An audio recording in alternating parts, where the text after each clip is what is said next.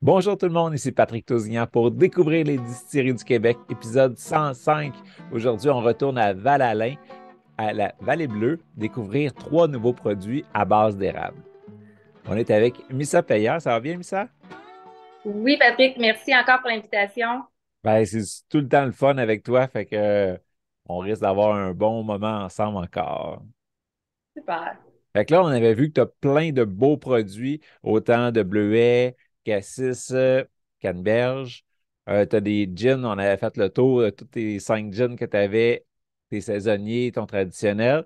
Puis là, tu sors une nouvelle gamme qui est toute à base d'érable. Fait que tu rajoutes une corde à ton arc. Exactement.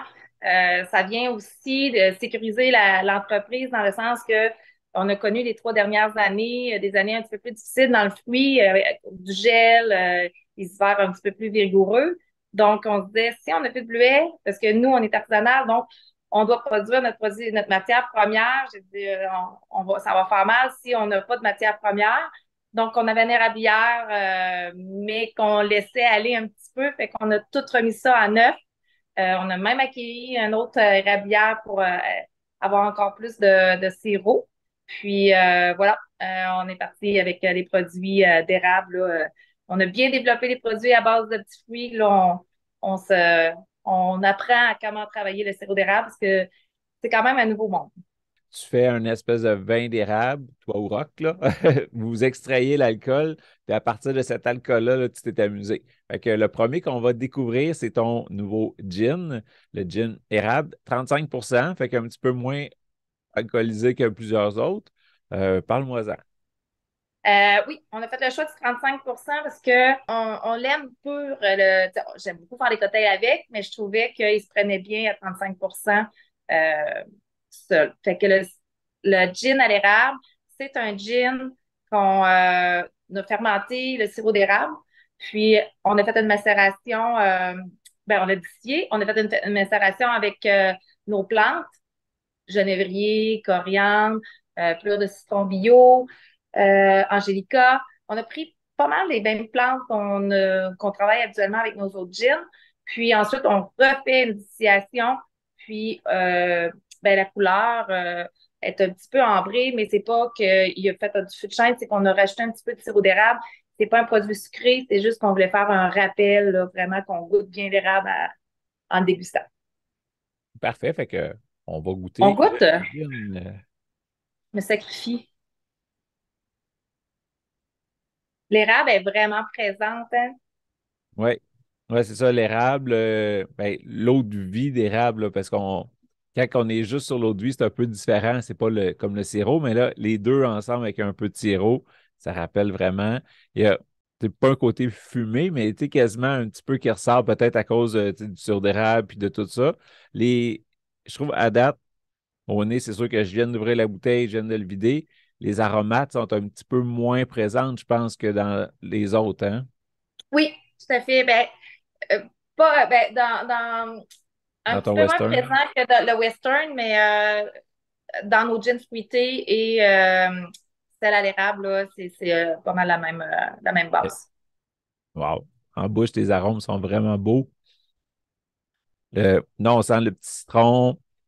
On sent, puis tu l'as dit, c'est pas sucré, mais c'est vraiment facile, smooth, pas trop alcoolisé. Euh, le petit peu de sirop, là, vient vraiment tapisser le haut du palais. Puis là, les aromates sont là. Puis c'est frais quand même, là. C'est vraiment frais. Tu sais, autant qu'on peut le prendre sur glace seul, tout ce qui est tu sais, dans la fraîcheur, je rajoute des fois au Perrier citron, on se fait une petite limonade. Tu sais, moi, je trouve que malgré on dirait que le sirop d'érable, on est plus dans le côté froid, mais je trouve que c'est un beau produit pour l'été.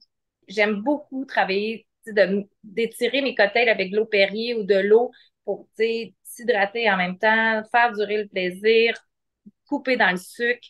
Donc, ouais, c'est pas mal la limonade qui est mon cocktail avec le gin.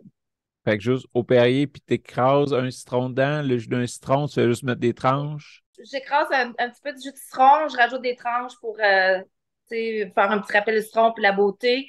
Là, moi aussi, j'aime bien décorer avec des bleuets. Je trouve que ça va super bien dans la limonade avec le bleuet.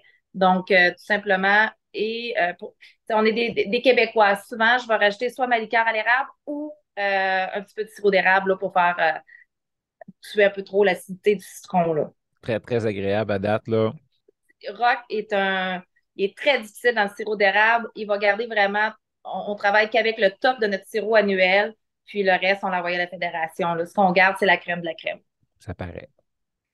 Bel job. Fait qu'un sixième gin. Exactement. Fait que, mettons qu'on les renomme vite, vite, ceux qui ne connaissaient pas.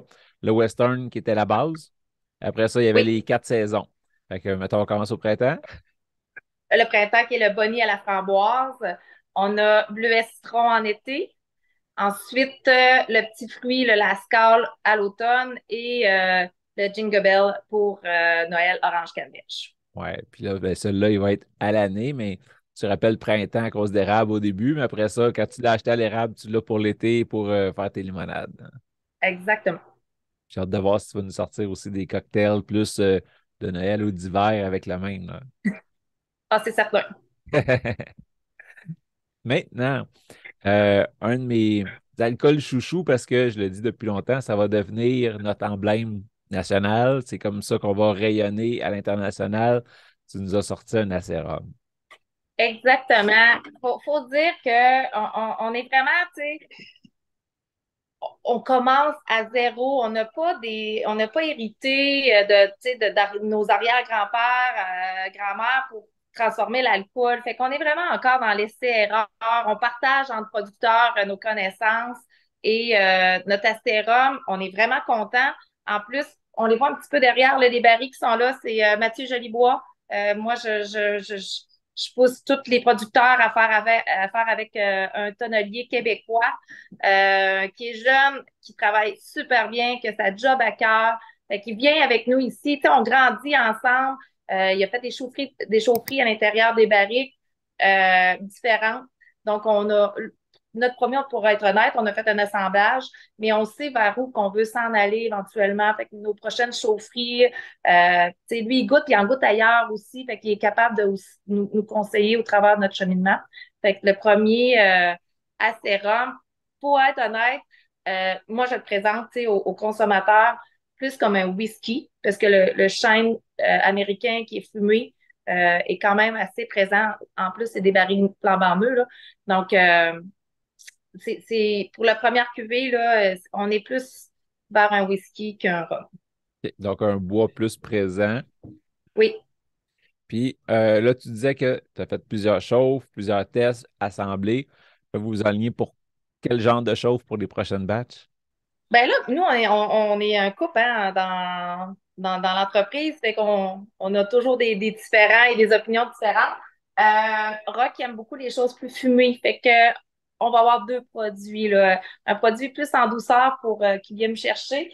C'est les chaufferies là, la plus douce.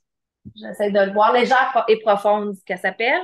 Puis Rock, lui, il aime forte et profonde. Là, fait que, on va faire vraiment deux. La moyenne, on la laisse tomber, on y va dans les extrêmes, là, mais c'est de la patience, c'est du temps, ça vient en bout de chaîne, fait qu'on peut pas. Il y en a, c'est encore des tests, là, sont pleins, on attend, il faut être patient.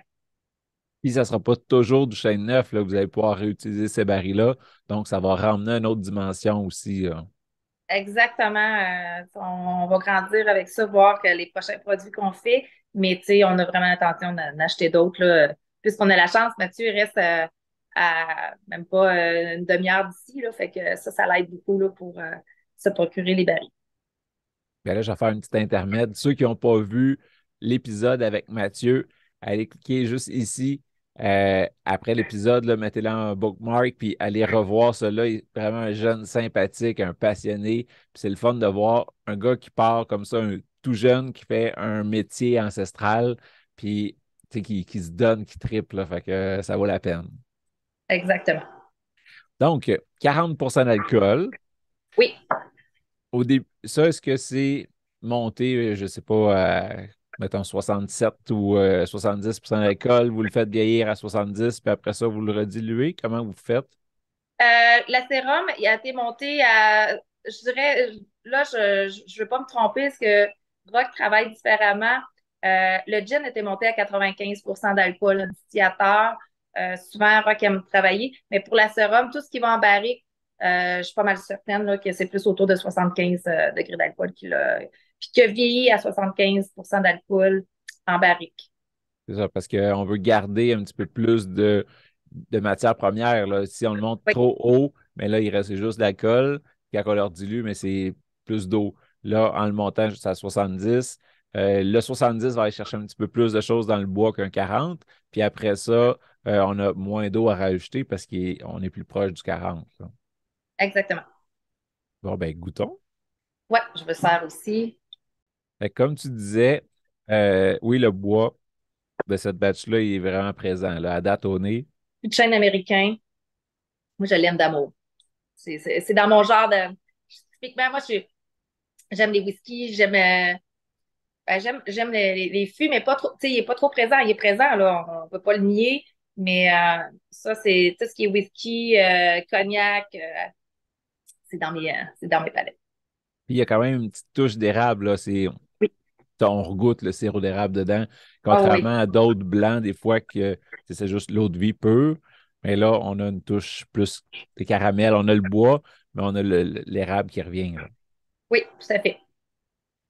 C'est ce qui coule dans les veines québécois, l'érable pur et simple. Ouais, ben job. J'ai hâte de voir aussi l'évolution du produit parce que là, c'est votre première batch, on a parlé. Essai-erreur, on essaye, on teste. Puis là, mais, tranquillement, vous allez vous raffiner vers, ben là, tu disais vos deux produits.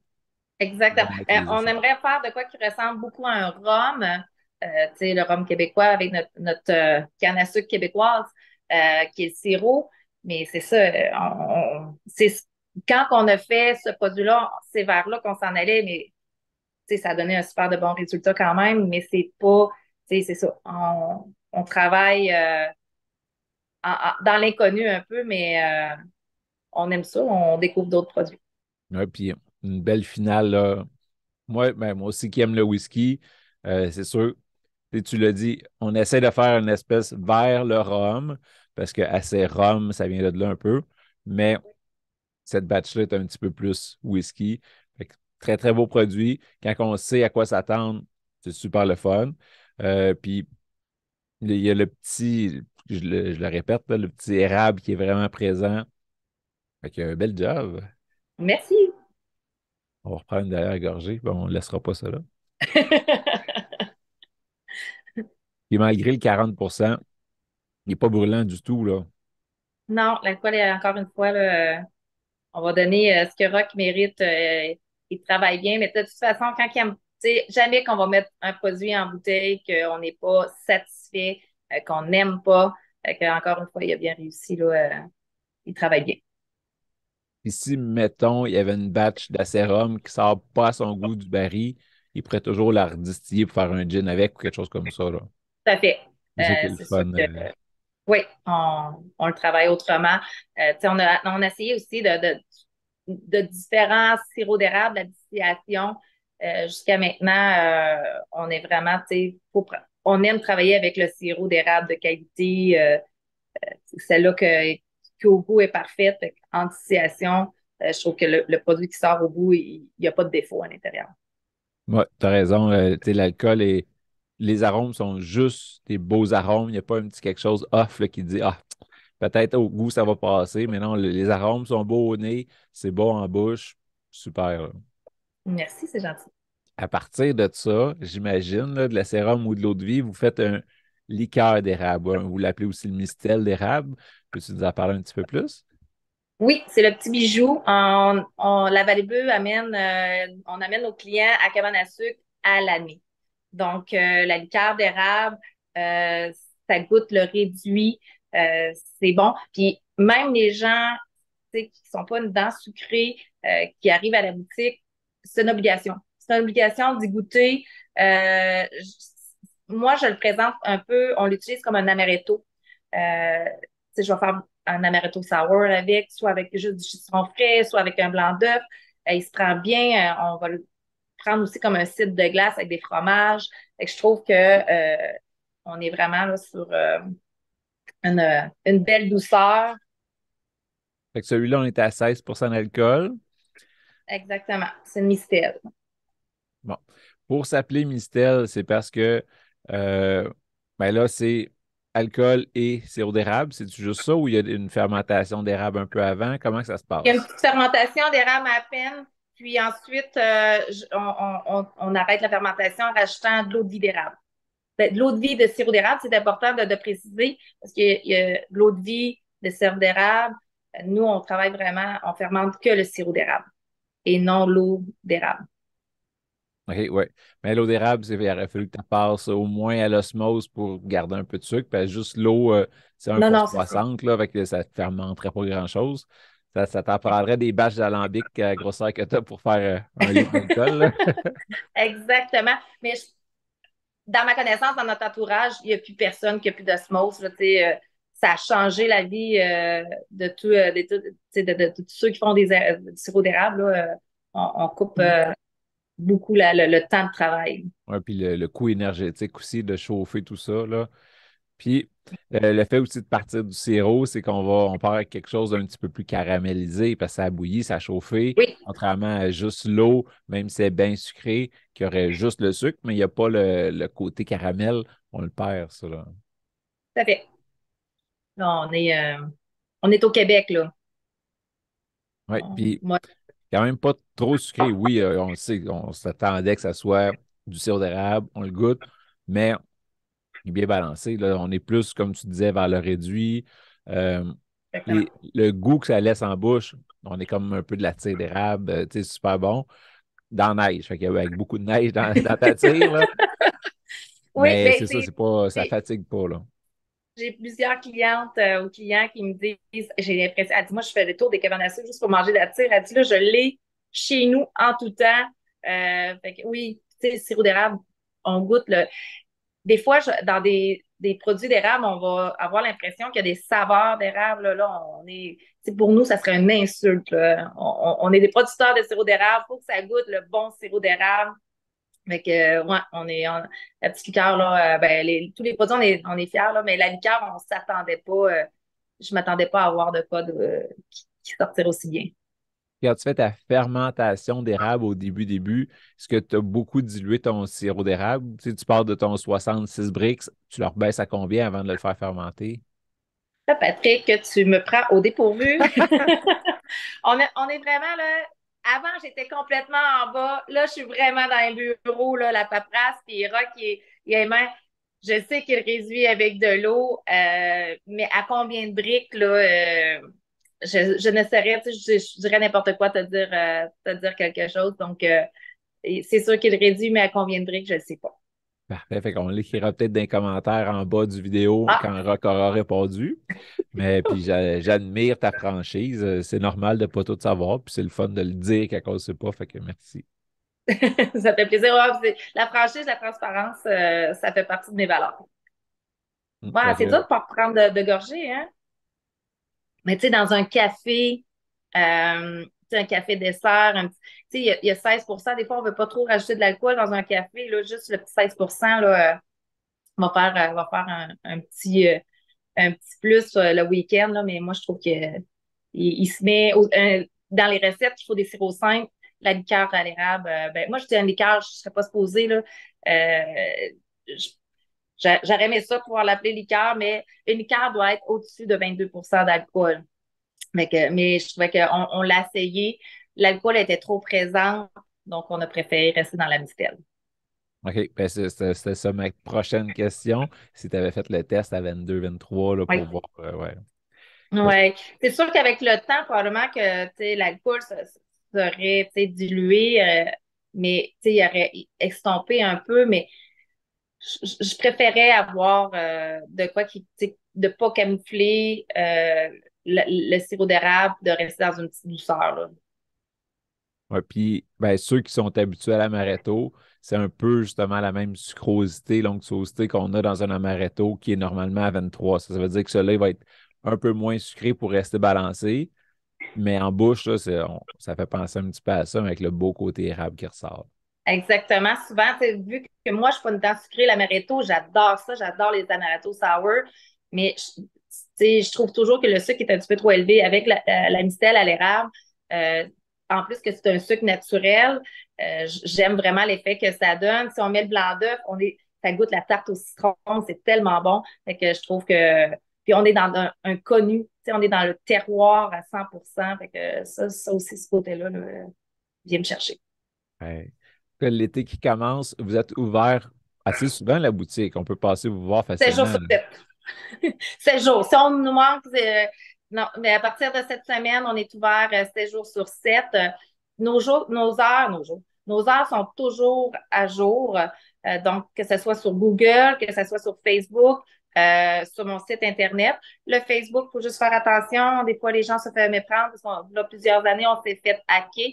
Il est encore présent, puis il y a les anciennes heures. Certains clients se fait prendre. Mais sinon, si on vérifie l'historique du Facebook, on sait clairement que c'est le bon. Donc, voilà. Si on est là pour vous attendre, on peut goûter absolument à tous les produits quand on se rend ici. Fait que quand on passe sur la 20, il y a vos pancartes La Vallée Bleue. C'est Oui. facile de vous trouver. Combien de temps de l'autoroute à peu près? 8-10 minutes. OK, fait que c'est vraiment à côté, là. Fait que si vous voulez faire juste un petit petit stop, vous voulez pas trop dévier de la route, vous arrêtez quand même à Vallée Bleue, vous pouvez casser la croûte chez vous. On n'a plus le food truck. Mes filles, ouais, ils ont vendu leur food truck. Ils ont eu une belle opportunité. Donc, ils ont saisi cette opportunité-là. Par contre, les gens peuvent commander et faire livrer ici sur le site Internet des plateaux de fromage et de charcuterie qui vient d'une belle entreprise qui s'appelle À l'apéro. Donc, on commande, puis on met en note de livrer à la Vallée Bleue. On indique l'heure. Sinon, les gens sont la bienvenue d'emmener leur lunch toujours. Ils peuvent pique-niquer. On a une belle heure de pique-nique. On a des petits chefs, des petites poules qui divertissent. On fait les cocktails. Il y a la terrasse. Bientôt, la cueillette, là, mi-juillet, là, le bleuet est là. Fait qu'on peut venir en famille ou en couple ou en amis, puis passer du beau temps. Donc, je le répète, ceux qui n'étaient pas abonnés encore à votre Facebook, allez liker ça, ça vaut la peine. Ça partage souvent des beaux cocktails, donc des idées. Des fois, on manque d'inspiration pour qu'est-ce qu'on fait avec cette bouteille-là. Là, il y a toujours du nouveau qui arrive. Et puis, ben, abonnez-vous aussi à notre groupe Facebook, à notre chaîne YouTube, si vous voulez être au courant des prochaines entrevues avec les distillateurs. Une belle gamme de produits que vous rajoutez à votre gamme qui était déjà assez large, mais toutes des belles choses. Fait que c'est le fun. Tout le monde va trouver son compte chez vous, là. Ben, un gros, gros merci, Missa. Puis ben, on se reparle peut-être à la sortie de votre crème, hein. Oui, c'est certain, certain. On goûte ça ensemble, Patrick. Yes, ben merci. Bye bye. Merci. Belle journée.